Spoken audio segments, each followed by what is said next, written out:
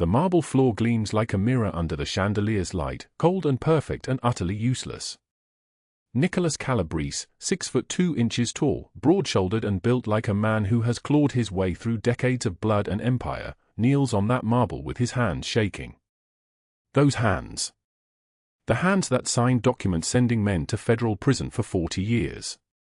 The hands that built a criminal enterprise from nothing when he was barely old enough to shave. Those hands are trembling now like a newborn's, and they cannot save his daughter. Emma lies 3 feet away. 7 years old. Dark hair spread across the floor like spilled ink. Her wheelchair lies overturned beside her, one wheel still spinning slowly, a sound like a timer counting down to something final. Her lips are turning blue. Not pale. Blue. The color of oxygen dying. Nicholas's throat closes around her name, and when he whispers it, his voice cracks like he is shattering from the inside. Dr. Moretti stands with his medical bag open, 17 years of private practice for the Calabrese family meaning absolutely nothing right now because his hands will not move. Carlo and Nino, 2 men who have faced down rival families in abandoned warehouses, who have looked into the eyes of death and never flinched, press themselves against the wall like they are trying to disappear into the plaster. The silence in that hallway is a living thing. It has weight. It has teeth. Then movement. A blur of black and white, a servant's uniform moving with sudden purpose. Aria Harper drops to her knees beside Emma, and in that moment, Nicholas sees something he has never seen before. Clarity. Certainty. The kind of knowledge that comes from somewhere deeper than fear. She tilts Emma's head back with hands that are steady. Those hands have calloused palms and short, clean nails, and they move with the mechanical precision of someone who has done this before. 30 compressions. The sound of her palms striking Emma's small chest echoes like a drumbeat, like a heartbeat trying to start. 2 breaths. Her mouth covers Emma's nose and mouth, and she breathes her own air into the child's lungs as if she is pouring life back into the world by sheer force of will. 30 compressions. 2 breaths. The clock on the wall ticks. 1 second. 2. 5. Emma's body jerks. A gasp tears from her throat like she is surfacing from drowning. Her chest rises. Color floods back into her face like someone is pouring warmth into a frozen statue. She coughs, a sound raw and vital and absolutely beautiful, and her eyes flutter open. Aria sits back on her heels, breathing hard, her dark hair falling from its bun in waves down her shoulders. She has been working in this mansion for exactly 9 days. 9 days of moving through hallways like a ghost, invisible, unremarkable, the way she has learned to move through the world. She meets Nicholas Calabrese's eyes for the first time.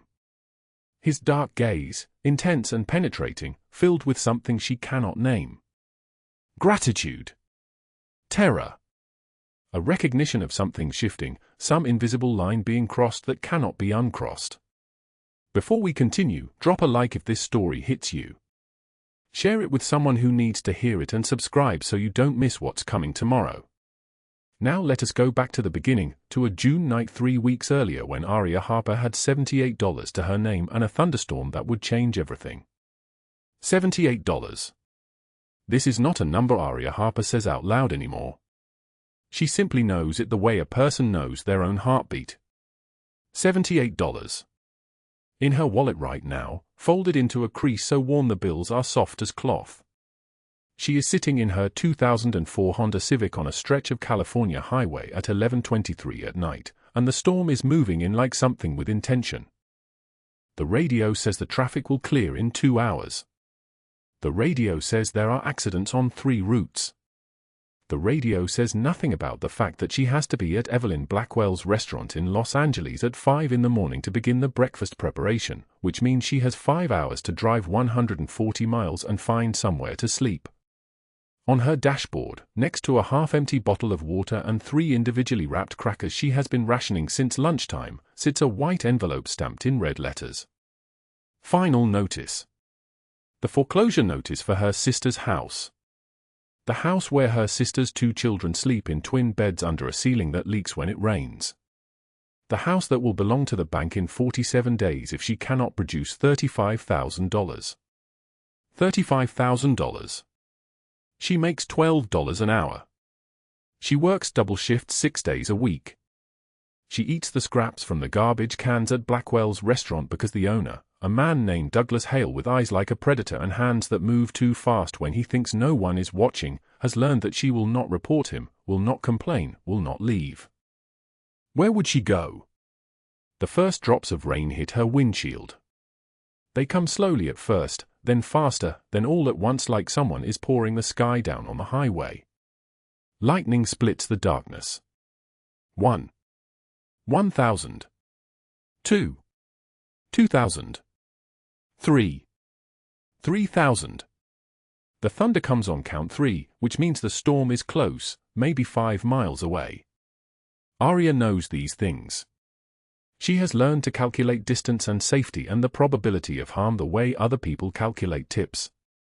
She sees the red lights ahead before the rain becomes a wall. Car stopped. All lanes frozen. The highway has become a parking lot, and Aria sits with her hands on the steering wheel and feels her chest tighten because she has $9 in gas. 9. This means she cannot drive around the traffic, cannot take the long route north. This means she will sit here, and while she sits here, the rain will drain her battery if she uses the AC, but if she does not use the AC, the windows will fog and the heat will become unbearable. She turns off the engine. Turns off the lights. In the sudden silence, she can hear her own breathing. In and out. Careful. Measured. The way she has learned to breathe when nothing is safe. Her phone has 3% battery. A text from her sister, the bank called again. They moved the deadline up. We have 30 days, not 47. I do not know what to do. Aria, I do not know what to do. She does not text back. What is there to say? That she will figure it out? That she always figures it out?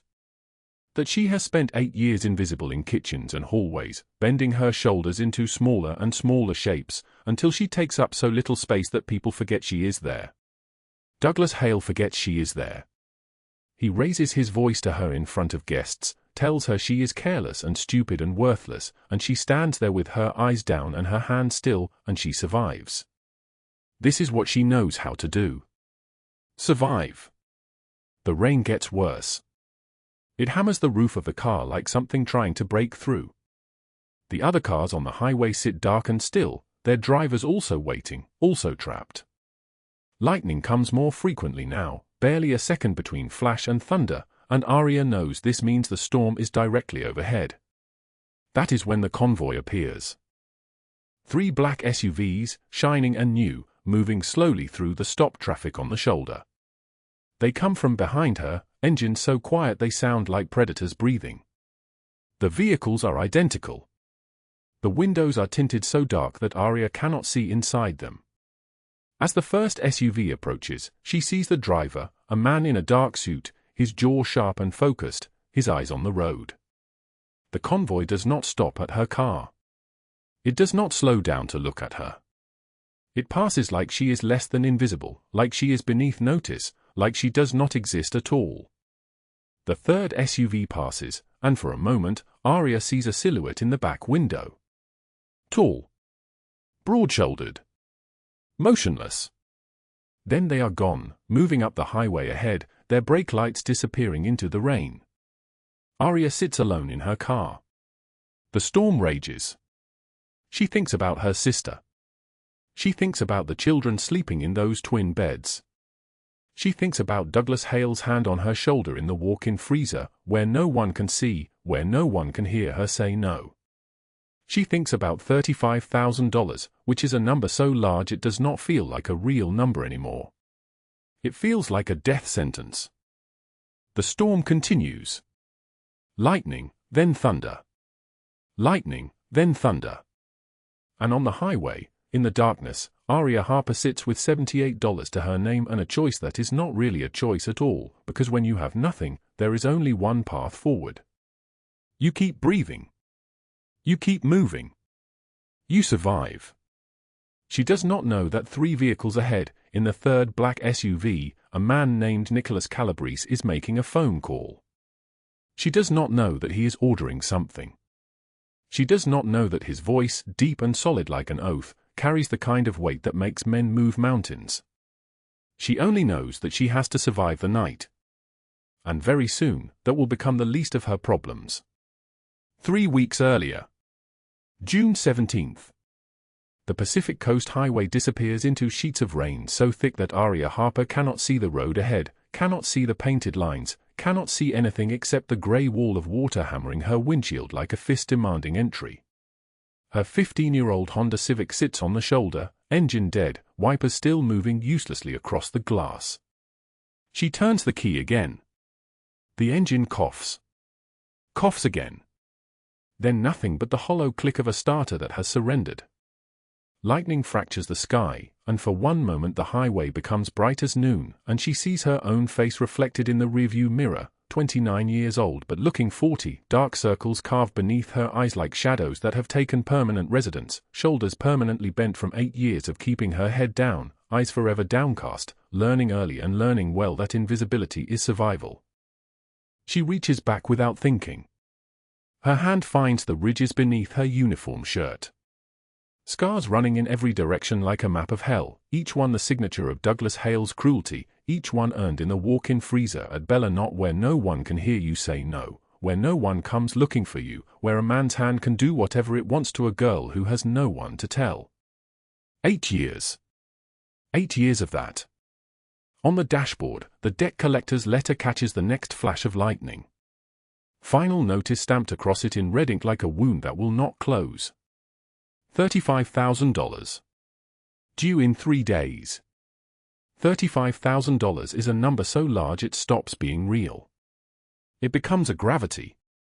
It becomes a law of physics that will crush her flat. Her wallet sits on the passenger seat. She does not need to open it. She already knows. $78. That is everything.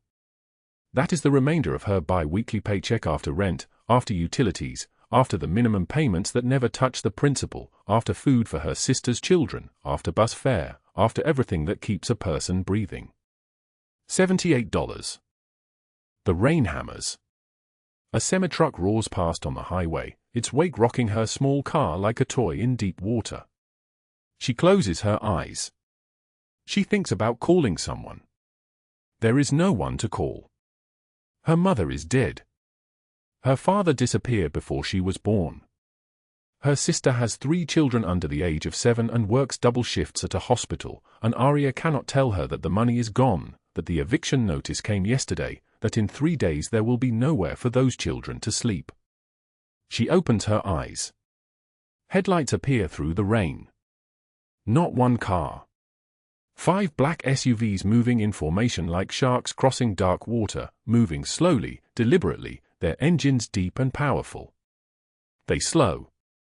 They stop. The convoy does not pull completely onto the shoulder. It simply halts on the highway, blocking the leftmost lane, completely indifferent to whether any cars approach from behind.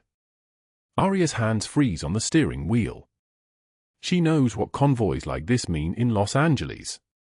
She has lived her entire adult life in the kitchens and hallways of wealthy homes, and she has heard conversations she was not supposed to hear, seen things no one wanted her to see, learned the names people whisper when they think no one is listening. Organized crime. Drug trafficking. Murder. Money laundering. The words that get people disappeared. The rear door of the center SUV opens with the soft click of expensive hydraulics. A man steps out into the rain, and the rain immediately begins destroying him. His suit is black, tailored, worth more than a month of her salary, and within seconds it clings to him soaked and darkened. He moves toward her car with the kind of walk that makes the world rearrange itself around him, not fast, not threatening, just deliberately, the way a predator walks because everything already understands it should move out of the way. He taps on her window. She cracks it an inch. Cold rain sprays her face. "You need help," he says. His voice is deep and solid like an oath, like something that, once spoken, cannot be unsaid. His eyes are dark, storm grey, and they look at her the way no one has looked at her in years, directly, without flinching away, as though she is actually a person in this moment instead of the invisible woman in the black uniform moving through other people's houses like a ghost. Aria sees his face fully for the first time. Tall, easily 6'2", broad shoulders filling the space of the open window. His hair is dark, slicked back by rain, silvered at the temples. There is a scar running from the corner of his left eye down to his cheekbone, thin and precise like a blade carved into flesh. Gold watch on his left wrist. Silver ring on his right ring finger. Everything about him costs money, but the scar costs something else. It costs pain. It costs a story. "I am fine," Aria says. Her voice comes out small, a whisper, trembling like a candle in the wind. "Your car is dead," he says. Not a question. "It will be okay." It will not be okay. It is June, it is nearly midnight, you are alone on a highway in a thunderstorm, and in a few hours the temperature will drop. You will be okay only if someone helps you. He pauses. His eyes move slightly, taking in the final notice letter on her dashboard, the emptiness of her back seat, the duct tape sealing her passenger window. "You need help," he repeats. "I am offering it. My name is Nicholas Calabrese." From the first SUV, a man emerges carrying an umbrella. Nicholas Calabrese waves him off without looking away from Aria's face. "My men will handle your car," he says. "They will tow it, they will fix it, it will be returned to you by morning in perfect condition. You are coming with us now." This is not a request. Aria's heart hammers against her ribs. She should refuse. She should lock her doors. She should call someone, anyone, though she has no one to call. She knows what men like this are. She has heard the stories. She understands the danger with the perfect clarity of someone who has known danger her entire life. But the letter on the dashboard pulses with its red ink demand. But the $78 in her wallet might as well be 78 cents. But her sister's children are sleeping in a house that is no longer hers. The choice makes itself. She opens the door. The rain swallows her immediately, soaking her uniform, her thin jacket, her shoes. Nicholas Calabrese extends his hand. She does not take it. She steps into the storm on her own, and they walk together toward the center SUV, and the rain continues its assault on them both with equal fury. Carlo is the driver. He is older, maybe 50, with the kind of face that has seen things it will never speak about. He does not speak now. He simply nods at Calabrese and pulls back onto the highway, the other vehicles following in perfect formation. In the back seat, Aria sits shaking. The rain will not leave her body. Nicholas Calabrese does not sit close to her. He sits at the far end of the seat, his expensive suit destroyed, his attention on his phone where he is typing something with his thumbs, messages going out into the night, orders being given, men being deployed. When he puts the phone away, he looks at her once more. "What is your name?" he asks. "Aria Harper." "Aria. That is a good name. It means melody." He pauses. "Why were you on that highway alone at midnight, Aria Harper?" She does not answer. She cannot answer. The question opens a door to everything, and if she opens that door it will all come pouring out, the abuse, the debt, the eviction, the terror, the complete and utter helplessness of being a person with nothing in a world that punishes people for having nothing. "You do not have to answer," he says quietly. "But you should know something. In about 5 minutes, your phone is going to ring. It will be a tow truck. They will take your car to a garage. The car will be fixed. The bill will be paid. When you need it, the car will be waiting for you, and it will be ready. That is done now. You do not owe anyone anything for that." The rain continues. The convoy moves through the darkness toward the city, toward the lights of Los Angeles spreading below them like a million small fires burning against the night. "Why would you do that?" Aria asks, and her voice breaks like something fragile hitting stone. Nicholas Calabrese does not answer immediately. He looks out the window at the storm, at the rain slashing sideways across the glass, at the city below that neither of them can see anymore. "Because I was you once," he says finally. "Not exactly. But close enough. Close enough to remember what it felt like to have nothing, to be nothing, to believe that there was no one in the world who would help you because you were not worth helping. And I remember what it felt like when one person chose to see me anyway." The car moves through the night. The storm rages on, but Aria is no longer alone in it. The rain crashes against the mansion windows like fists demanding entry. Aria stands in the library at 2 in the morning, water still dripping from her hair onto carpet that costs more than her mother's funeral, and Nicholas Calabrese does not offer her dry clothes. He offers her a job. "My staff is short a housekeeper," he says, his voice flat, businessman efficient. "Room, board, $2,000 a week. You start tomorrow." $2,000 a week. Aria's restaurant salary is $320 before Douglas Hale finds reasons to dock her pay. She should ask questions. She should be suspicious. Instead, she nods once, sharp and quick, and something in Nicholas's dark eyes flickers, recognition, maybe, or the memory of desperation he thought he had buried 15 years ago. Mrs. Chen materializes from the hallway like she has been waiting for this exact moment. She is a severe woman in her 60s, her grey hair pulled so tight it seems to stretch her skin, and she looks Aria up and down with the assessment of someone cataloguing furniture for an estate sale. "Black uniform, white apron, hair always up," Mrs. Chen says. Her voice carries no warmth. "You clean the 3rd floor, the library, and the west wing.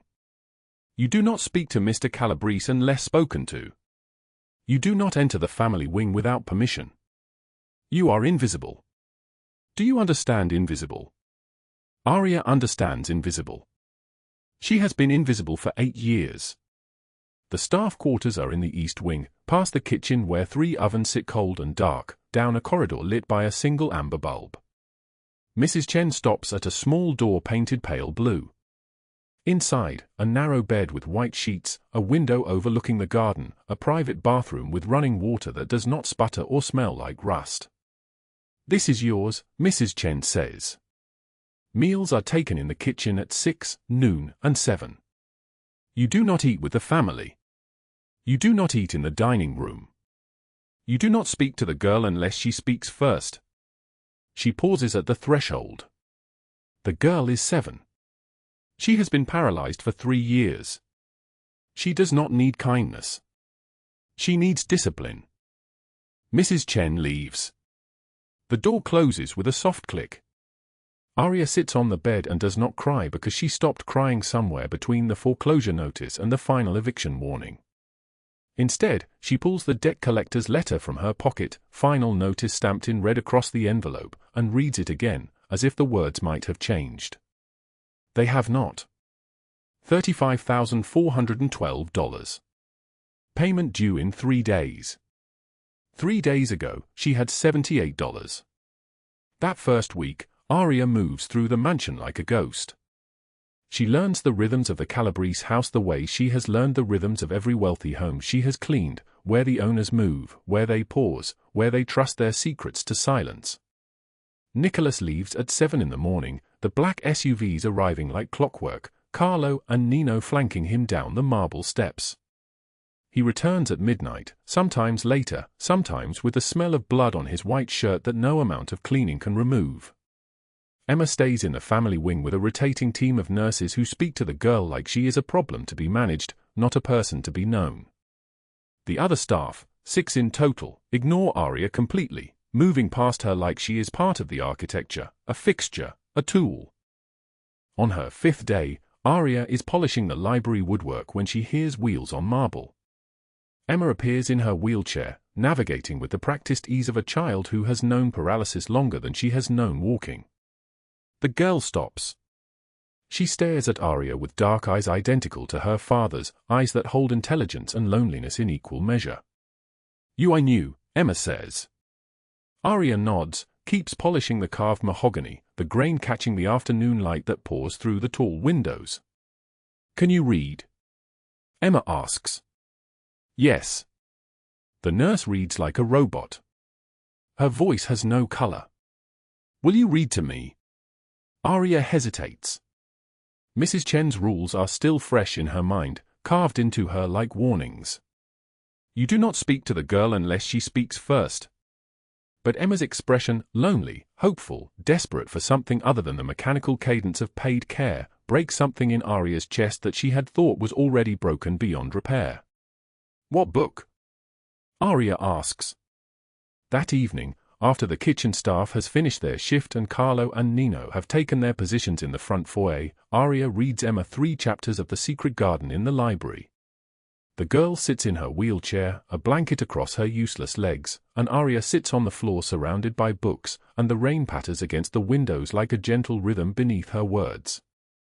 Neither of them knows that Nicholas stands in the doorway for 22 minutes, watching this woman in a maid's uniform give his daughter something no amount of money could buy, or the simple, unguarded kindness of someone who reads not because it is a job but because she cares whether Emma hears the story.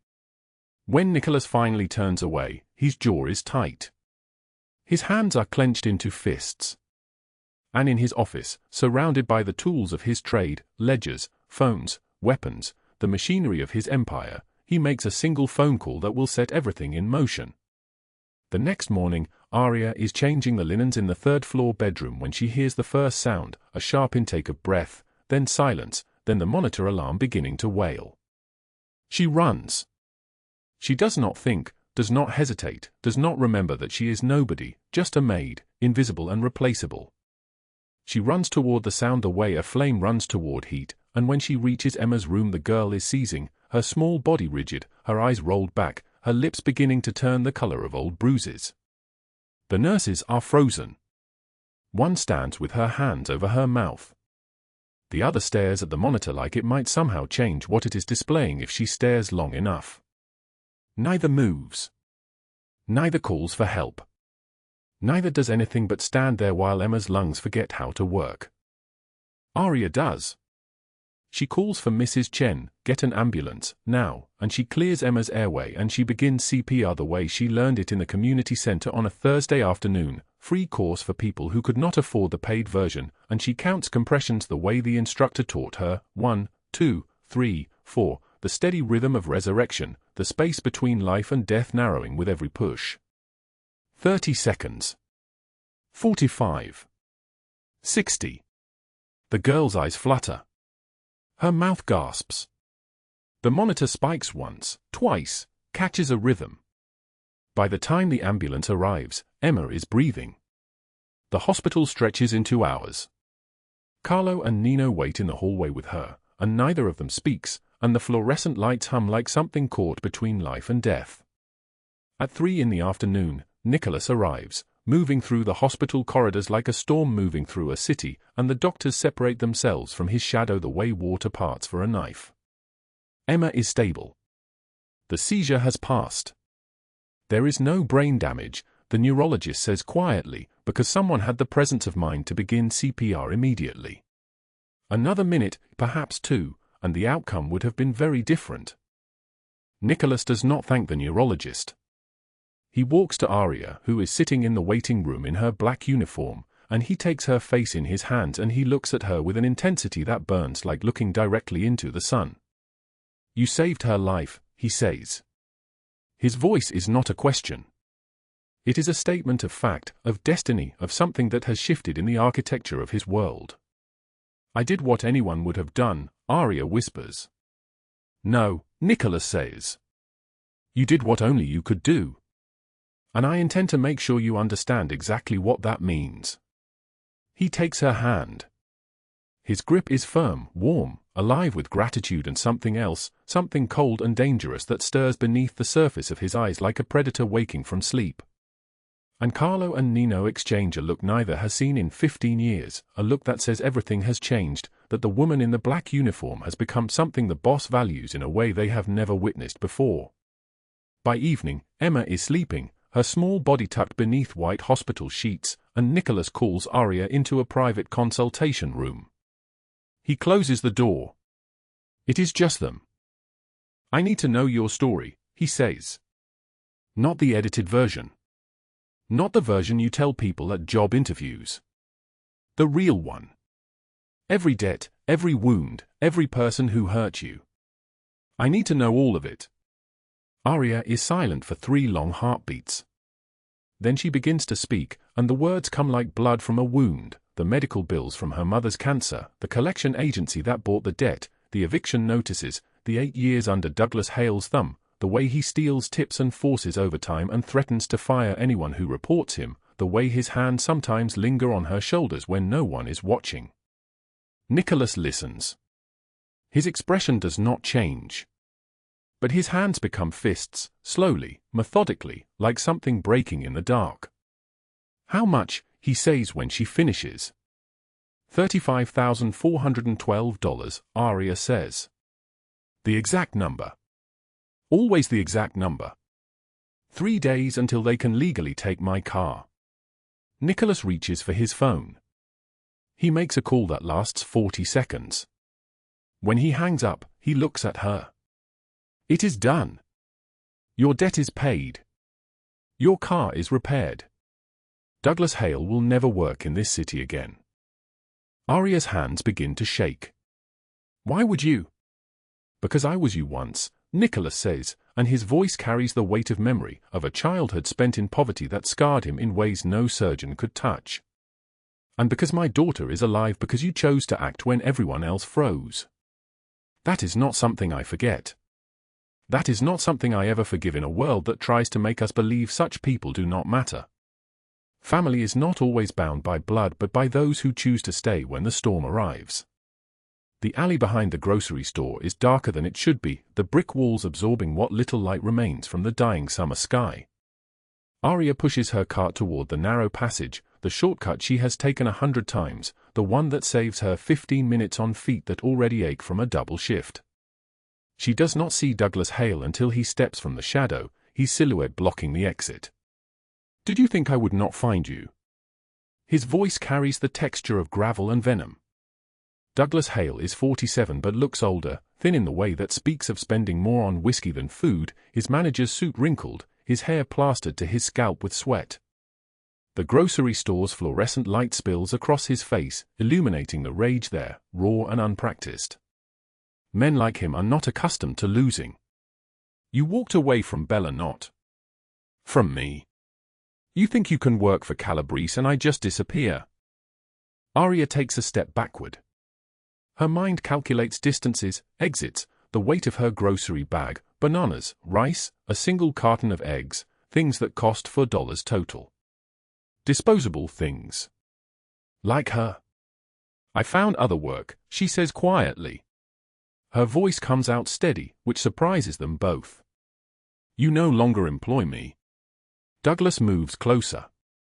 The alley narrows around them like the mouth of something swallowing. You are still under obligation to me. Everything you learned, every technique, every recipe, that came from my kitchen. You owe me severance. You owe me respect. His hand reaches out, fingers wrapping around her wrist with the familiarity of 8 years of casual cruelty. And you will pay it, or I will make sure every restaurant in this city knows you are a thief and a liar.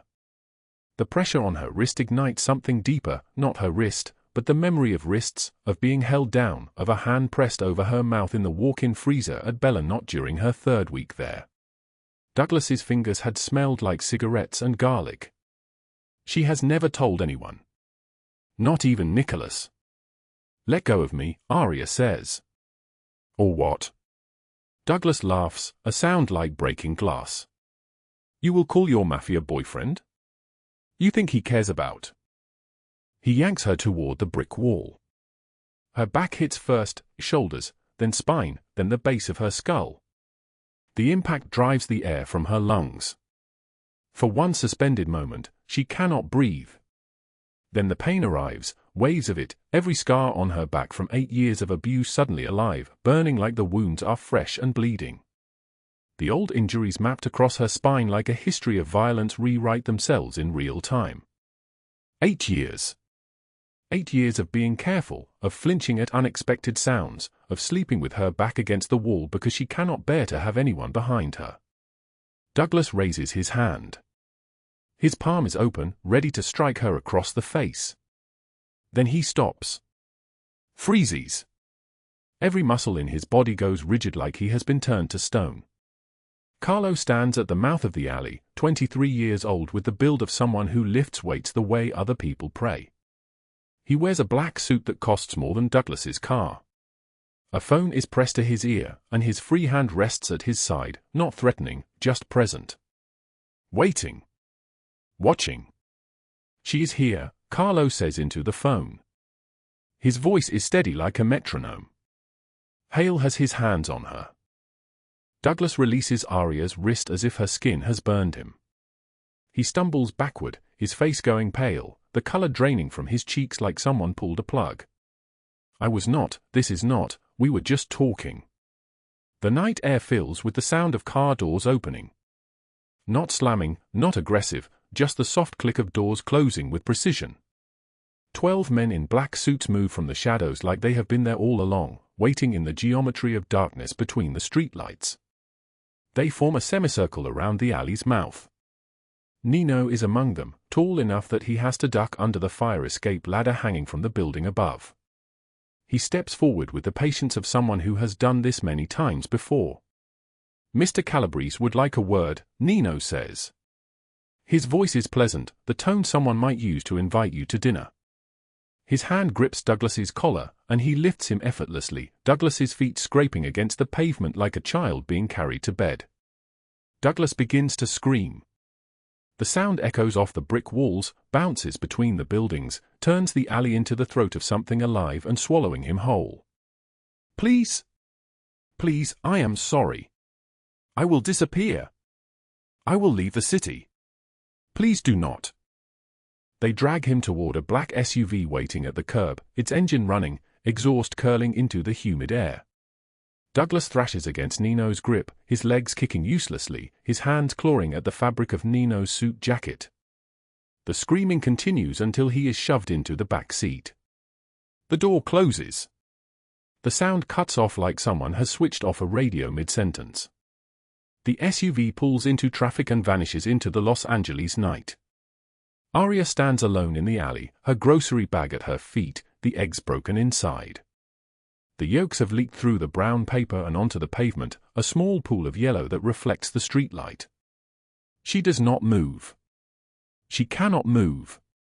The pain in her back is still burning, still singing with remembered trauma, but her mind has gone somewhere distant and hollow. Carlo approaches her slowly, the way you approach an animal that has been cornered. Are you hurt? He asks. She shakes her head. She is not sure if it is true. Come. The boss is waiting for you at the mansion. Carlo picks up her fallen groceries. Bananas, rice, broken eggs, the small fragments of her old life reduced to trash. He drops the bag in a nearby waste bin without comment. He already knows what happened. He sent us to watch. He has been watching since the day you arrived.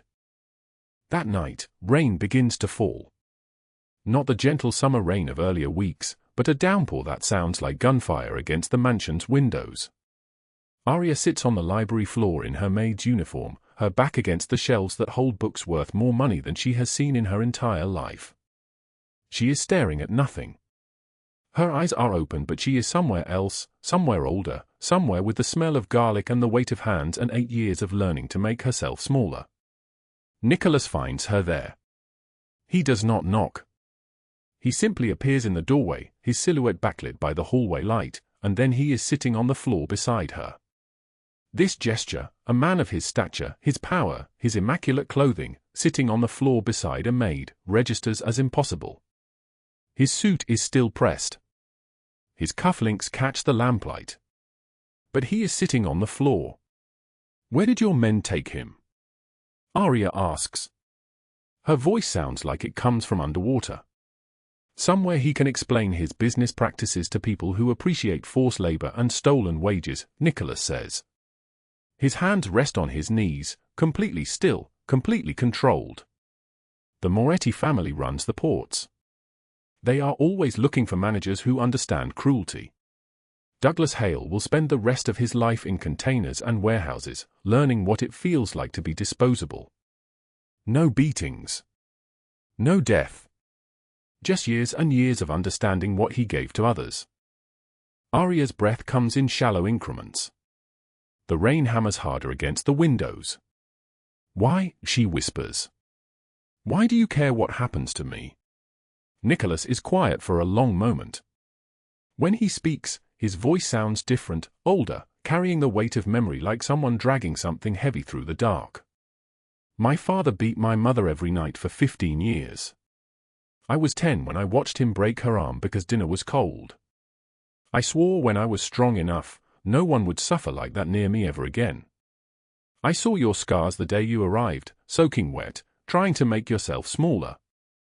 I know what a map of hell looks like, Aria. I know it because I lived in that geography for the first 10 years of my life." He turns to face her. His eyes are storm grey, and in them she sees not the Mafia boss but a boy who learned cruelty before he learned kindness. "You are not nobody, Aria. You never were."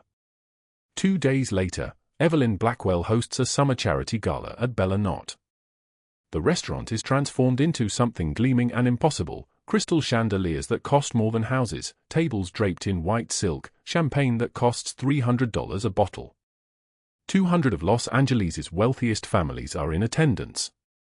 Evelyn holds court at the center table, her white hair swept into an elegant updo, diamonds at her throat that catch the light like captured stars. She is mid-sentence, telling some cruel joke about a charity worker's outfit, when the front door opens. FBI agents in dark windbreakers walk through the entrance. The chatter stops.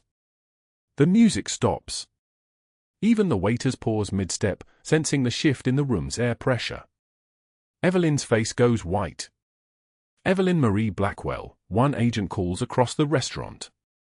"I am she." Evelyn stands, her voice sharp. "What is the meaning of?" They approach her with the efficiency of people who have done this 1,000 times. Handcuffs click around her wrists. She struggles against them, elegant even in her shock, even as they read the charges in voices that carry through the silent restaurant: tax evasion, labor trafficking, wage theft, wire fraud spanning 15 years. Camera flashes explode. Society friends scatter like rats abandoning a sinking ship. Evelyn screams about lawyers and mistakes echo off the marble floors. "You cannot do this. Do you understand who I am? Do you know what my family?" They lead her toward the door. She continues screaming even as the agents place her head gently into the back of a federal sedan. The door closes. She is gone. Nicholas had spent 6 months building the case, subpoenaing every financial record, every email, every conversation between Evelyn and the managers she paid to abuse her workers. He had watched the investigation with the patience of someone who understands that death is too quick, too merciful. Prison, financial ruin, the total dissolution of everything she built, that is the kind of justice that teaches a lesson. Carla watches the news coverage 3 hours later with Aria in the mansion's kitchen. The television sits on the counter, glowing softly, showing footage of Evelyn being led away in handcuffs, her diamond still glinting around her throat. "Boss does not forgive people who hurt his family," Carlo says casually, stirring sugar into his coffee. He speaks as if commenting on the weather. "And you are family now, whether you know it or not." Aria stands at the window overlooking the city lights. Somewhere out there, Douglas Hale is learning what disposability tastes like. Somewhere in a federal holding cell, Evelyn Blackwell is understanding that her wealth cannot purchase mercy. And here, in this mansion that smells like old wood and expensive wine and possibility, Aria Harper is learning that sometimes salvation arrives in a black SUV during a summer thunderstorm. Family is not always bound by blood but by those who choose to stay when the storm arrives. 6 months after the summer thunderstorm that stranded Aria Harper on a dark highway with $78 and a future collapsing like wet paper, she stands in the Calabrese mansion library wearing a dress that Emma insisted she buy. Dark blue. Simple. Beautiful in the way that things chosen freely always are. The afternoon light falls through floor-to-ceiling windows, painting the room in shades of gold, and somewhere in this city of angels and demons, 2 people sit in federal holding cells understanding that mercy is not coming. Nicholas Calabrese waits by the window in a suit identical to the one he wore the night her car broke down on that rain-soaked highway. Everything about him is the same: the sharp cut of the fabric, the silver rings on his fingers, the scar running from his left eye to his cheekbone like a blade that never quite finished its work. Everything is the same except his expression. Open now. Vulnerable. Scared in a way that only the most powerful men understand because they have spent their entire lives never being afraid of anything except this. Emma wheels between them, grinning like the matchmaker she has become in the month since the night she stopped breathing and a maid with a bent back and invisible hands remembered every lesson her mother taught her about the human heart. "Papa said you are staying forever," Emma announces, her voice bright as a bell in the quiet room. "Is that true?" Aria looks at Nicholas, then at the girl who became her reason to be brave when brave seemed impossible. Her hands shake slightly. "If you will have me," she says. Nicholas crosses the room in 3 deliberate steps. He takes her hand, not the gesture of a powerful man claiming something, but the gentle request of someone who knows what it means to be broken and remade by unexpected grace. His grip is warm. Steady. The touch of a man who learned long ago that strength and gentleness are not opposites but twins born in the same moment. "I spent 15 years building an empire on fear," he says, and his voice is deep and solid like an oath. "I built it because my father taught me that power comes from making people afraid enough to obey. I built it because poverty tastes like blood, and I swore I would never taste it again." He pauses. His thumb traces the inside of her wrist, where a faint white scar runs like a river that has learned to flow underground. "You taught me something different. You showed me that real strength is choosing to protect the people the world forgets. Choosing softness when the world gave you every reason to be hard."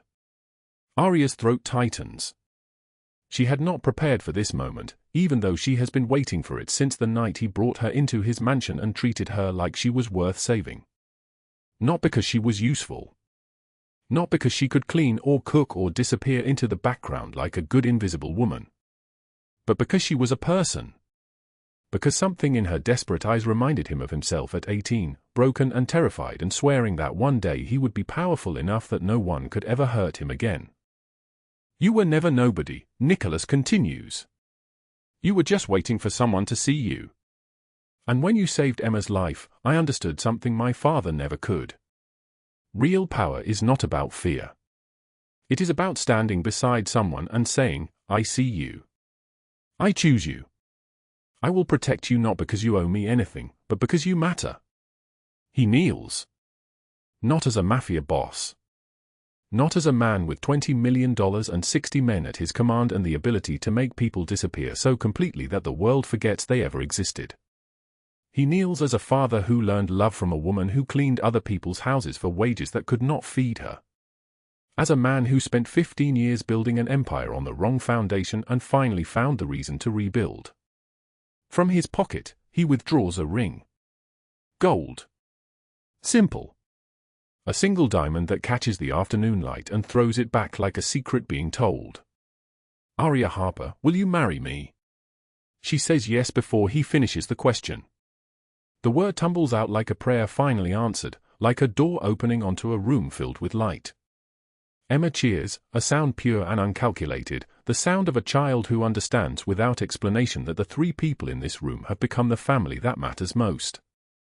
Nicholas slides the ring onto her finger. It fits perfectly. She had not told him her ring size. He simply knew, the way people know the things that matter most. Meanwhile, 3 miles away in a federal holding facility, Douglas Hale screams in a processing room while agents in dark suits catalog the evidence against him. Wage theft spanning 15 years. Wire fraud. Assault documentation dating back 12 years. A pattern of cruelty so deliberate, so calculated, that the prosecutor handling the case actually laughs when she reads through his confession. He had documented it himself. Every instance of stealing wages. Every instance of threatening workers with immigration reports and eviction. Every instance of understanding that his victims were invisible and therefore expendable. The judge will give him 40 years. The judge will read victim statements that number in the hundreds. The judge will understand that this man built his cruelty on the backs of people society had already forgotten, and that forgetting is what allowed the cruelty to flourish. Across the city, in a different holding facility with better lighting and worse news, Evelyn Blackwell sits on a metal bench wearing an orange jumpsuit, her diamonds confiscated, her wealth frozen, her entire life dismantled like a house of cards in a wind that will not stop. She had hired Douglas Hale. She had paid him to hurt her workers. She had covered the evidence and destroyed the documentation and paid lawyers to make sure nothing ever reached the surface. What she had not anticipated was a man named Nicholas Calabrese who spent 6 months building a case with the patience of someone who understands that justice is not quick or merciful. It is thorough. It is complete.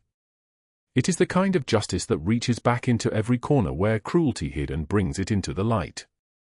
The federal agents had arrived at her mansion at dawn. 14 agents. 14. As if they were afraid she might disappear or fight or do anything but stand in her hallway in her silk robe and scream that this was impossible, that she came from one of the oldest families in Los Angeles, that her father's father had known senators and judges and powerful men who would certainly fix this. The cameras had been waiting outside. Every news outlet in the city had received an anonymous tip at exactly 6 a.m. By the time the agents led her out in handcuffs, 300 people with phones were recording. By the time the sun rose fully, the footage was everywhere. By noon, every major news outlet in California was running the story. By evening, national networks were asking what kind of system allowed the wealthy to prey on the vulnerable with such impunity. Carlo and Nino watched the news coverage that evening from the mansion's kitchen, sitting at the enormous granite island where Aria has taught herself to cook meals that taste like home instead of necessity. The television glows softly, showing footage of Evelyn being led away in handcuffs, her diamond still glinting around her throat, her screams about lawyers and family connections echoing off the marble floors of the federal building. Boss does not forgive people who hurt his family, Carlo says casually, stirring sugar into his coffee as if commenting on the weather. He speaks with the tone of a man who understands that what has happened here is not vengeance. It is the price of cruelty, finally come due. Aria stands at the window overlooking the city lights.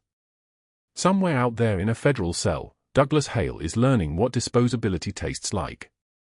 Somewhere in a different facility, Evelyn Blackwell is understanding that her wealth cannot purchase mercy, that her family name means nothing when weighed against documented cruelty, that the world keeps moving whether you scream or not. And here, in this mansion that smells like old wood and expensive wine and possibility, Aria Harper is learning something that took her 31 years to understand. Salvation does not always announce itself. Sometimes it arrives in a black SUV during a summer thunderstorm. Sometimes it comes in the form of a man who knows the weight of cruelty because his father taught him and he spent 15 years becoming that man before realizing he could choose something different. Sometimes it comes in the form of a child who stopped breathing and a maid who remembered that some things matter more than safety. She touches the ring on her finger. Real gold. Real diamond. Real proof that somewhere in this city of angels and demons, someone saw her. Not as a maid. Not as invisible. Not as nobody. But as a person worthy of love, worthy of protection, worthy of a future that she did not have to build entirely alone. When is the wedding? Emma asks, rolling closer, her eyes bright with the certainty of a child who understands that things change, that people leave, that loss is real, but also that sometimes people stay. Sometimes they choose to stay. Soon, Nicholas says, and his hand finds Aria's. As soon as Aria wants it to be. Aria squeezes his fingers. Soon, she agrees. The evening light softens into darkness. The city lights below the mansion multiply like stars brought down to earth. Somewhere in that sprawling darkness, two people sit in cells and understand that their power, their wealth, their carefully constructed lives have all been reduced to nothing by the decision of a man who chose to protect someone nobody else saw as worth protecting. This is the cost of cruelty. Not quick death. Not merciful forgetting. But systematic, methodical, complete destruction of everything that mattered. Prison sentences stretching into decades. Fortunes frozen. Names dragged through every news outlet. social circles evaporating like morning mist. And in the mansion above the city, a woman who once owned $78 and a debt collector's letter stands with a ring on her finger and a family that chose her, and she understands what took the entire world so long to learn. Family is not always bound by blood but by those who choose to stay when the storm arrives. This story teaches us that even in the darkest moments, love finds a way. If you believe that, hit like and subscribe. Leave a comment and tell us how this story made you feel. Thank you for staying with us until the very end.